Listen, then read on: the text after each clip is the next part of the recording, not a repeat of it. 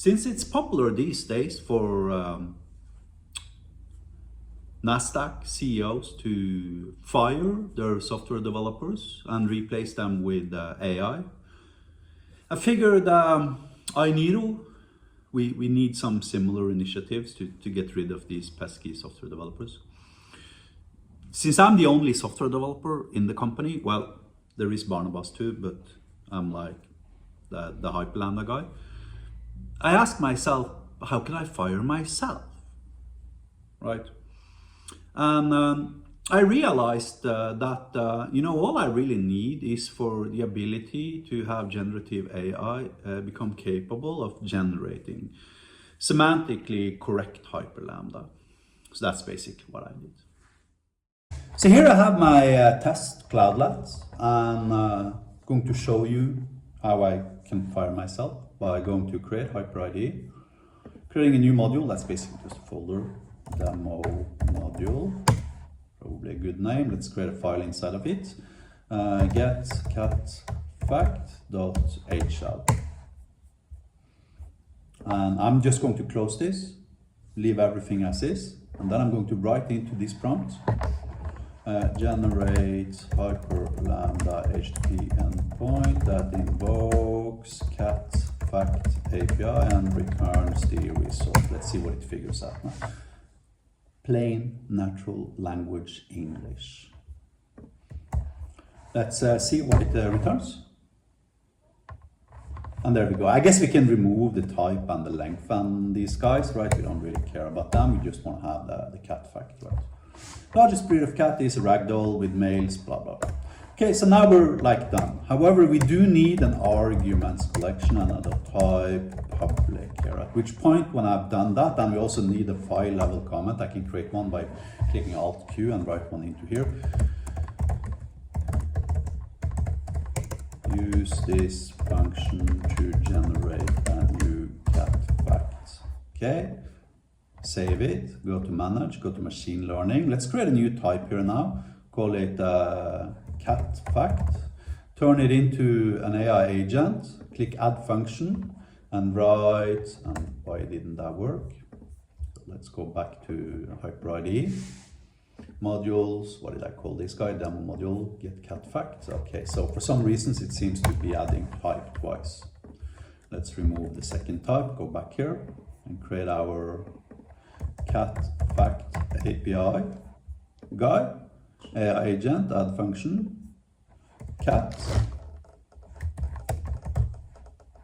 and get cat fact. Yeah. Save it. Let's open our AI expert system. Log in with Google.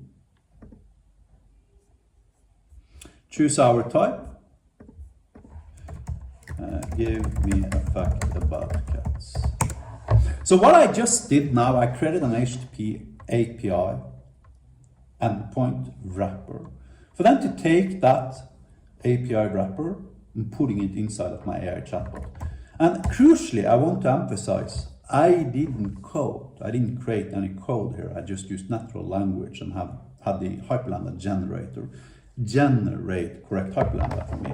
I can now write, for instance, change it and store the cat fact into a database called cat facts with a table named facts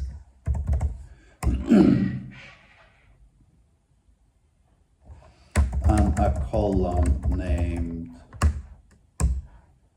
content. Fairly easily understandable English, right, for most of those guys.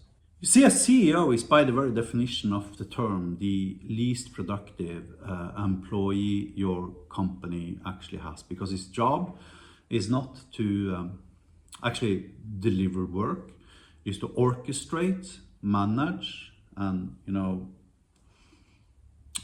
make sure that all of his employees are working optimally together with each other.